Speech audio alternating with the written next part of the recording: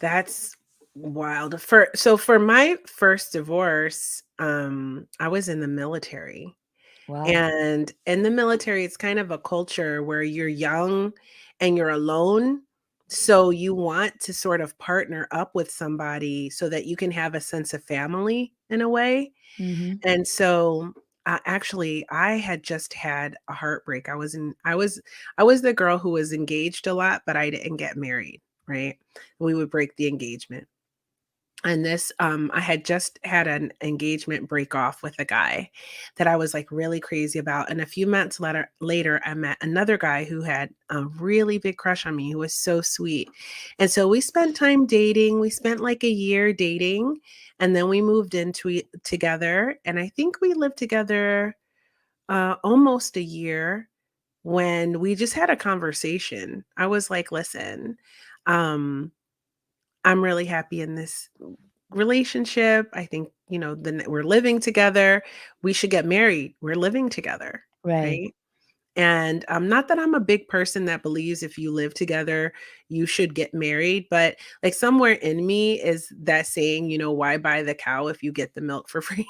Right? Like I felt like lock it down. If we're this committed, we should be fully committed, right? Yeah. And so, we got married. I was in the military, and then he got out. And he was a great guy. He was British. Came from a small family from north of Detroit, Detroit suburbs. And I liked his family. And he agreed. He said, "Okay, well, let's get married." But his condition was that we didn't have a big wedding. That we would just go to the justice of the peace and save the money from having a big wedding and invest it. That's what Right. he wanted to do.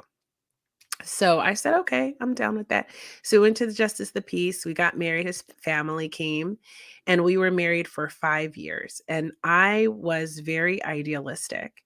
I believed with my whole heart that once you got married, that you stayed married. I did not, my parents divorced, so I did not want to get a divorce. I had a horrible stepfather. So it was like a nightmare idea for me to have children and then they have a stepfather. So, I mean, it's kind of sort of like an emotionally unhealed way of thinking, but Mhm. that is how I felt as a 22-year-old girl, right? I Right. don't want my kids having a stepfather. And we know, of course, stepfathers can be amazing and can oftentimes be better than birth fathers, right? But at the time, I just didn't want that. That was like a nightmare for me. And, so probably the 2nd year into our union, I knew that there was trouble. Like, I was already like we moved to Arizona after I got out of the military, and in Arizona, everything changed. He just stopped really hanging out with me and considering me. He was not my friend anymore. Mhm. And for me, being best friends with my partner is really important, right? Yes. Yes. And I want us to hang out. I want us to do stuff together. And I'm still like that. I want us to have a great time together and have adventures, right? And so, when we got to Arizona, it was just me and him, and we had left all of our friends and everything like that. And we were working, and we worked main jobs, and then we had a side hustle of house sitting and pet sitting. And, it was great. We spent most of our time in this beautiful house and carefree pet sitting and house sitting for, the CEO of his company, and so it was a nice life, right? It was really good. And, carefree Arizona is amazing, by the way. But the relationship was just deteriorating. And I was suffering with eating disorders, and the anxiety of seeing the marriage, like, starting to feel Wow. like I was unhappy in the marriage was taking a toll on me mentally, emotionally, physically. I was starting and also I'm a disabled vet, so I was starting to see the manifestation of the disabilities that I acquired in the military for the first time. And this was a huge point for me because because they're invisible illnesses, and this is like I want to say this was like 2000. No one really knew much about fibromyalgia. No one really knew much Right. about chronic fatigue syndrome. And I had chronic migraines, and all of these we know now are symptoms of Gulf War syndrome. Okay. But at the time, invisible illnesses were not even talked about. If you did not have a visible wound as a veteran, no one considered the fact that you could be a disabled veteran. And Right. so my ex-husband, just thought I was lazy and would tell me it was all in my head.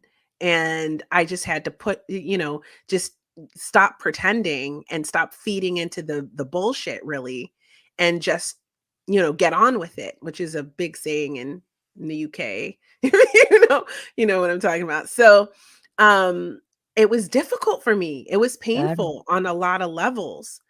And so that was the 2nd year, and I thought, "Okay, well, maybe we just don't like Arizona because he's not himself here.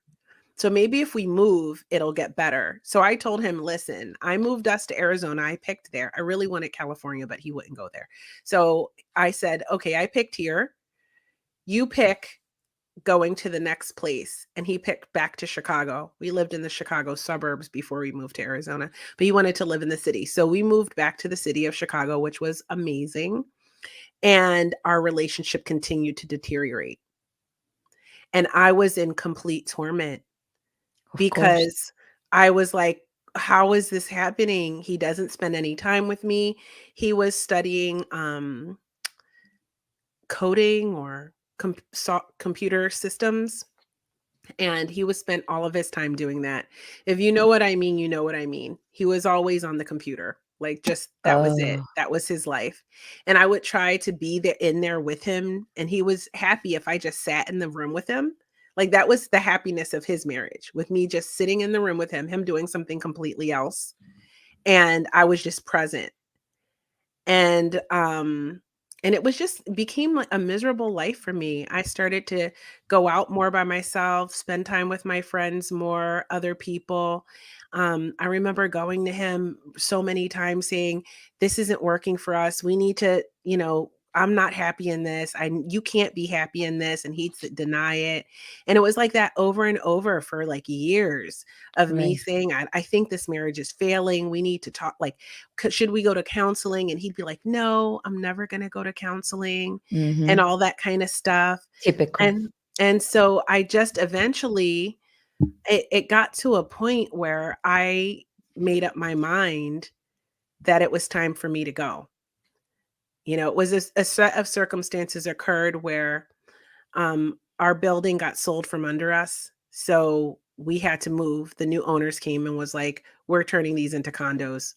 You guys got 3 months to move out." And then I just was like, at that moment, it was like I felt like if I moved with him to where he wanted to go, the things that I had been doing on the side, like my fitness career and on my pro wrestling entertainment career that I was building and working towards at the time. Side note, you may not have known I did that, um, but that's another story for another day. All of that stuff would have had to go because his family wanted me to just get like a standard degree, get a job, work a 9 to 5, which there's nothing wrong with it, but I was dreaming of something more. I was Right. having, at the time, a lot of opportunities to model and stuff like that, and they were against all of that. So, I knew at that moment that it was time for me to go. I was miserable. I'd been miserable for 3 years, and I literally went crazy. Like, if Yeah, you that decision to make that divorce, to take that drastic decision, because I believe so much in the institute of marriage. I love marriage. I will I get love married marriage again. too. I love being a wife. I love Me being too. married, right? Because I believe in that so much. It was so hard for me. It was so hard for me to make Yeah, that decision. But when you're so miserable and you've tried everything, you've tried talking, you've tried to go to counseling, and you just don't know what else to do, you're so miserable. At some point, you have to choose you. exactly. This is your one life, right? You Yes. have to choose them or you. What do you think about that, Gloria? Well, you have to choose the price. Like what exactly, if you stay, you know exactly where you're gonna end.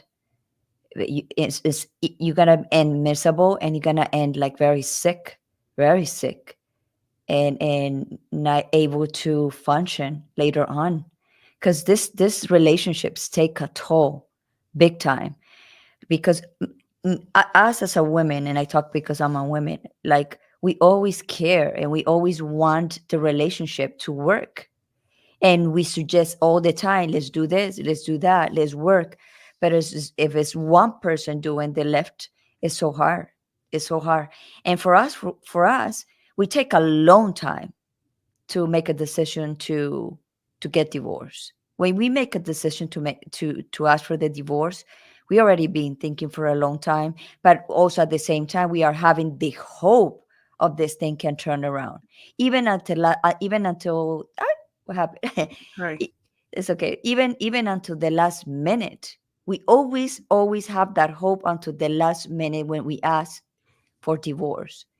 And when we ask for divorce, we have the hope after that that they come to us and say, "Oh no, let's work this relationship. Let's do all this. Let's save the relationship." It doesn't happen. So it's harder to make the decision. It's harder to be thinking about it. It's also harder when you just make the decision and you still thinking that your man or your husband is gonna come back and say, "Yeah, let's save this marriage." Yeah, it's difficult. I know that initially my first husband did not want to have the divorce. Hmm. Um, but it got so sort of toxic at the end of that relationship. And I remember the defining moment for me, and it was I felt disrespected by his family. And I thought, I'm not going to live the rest of my life like that. No.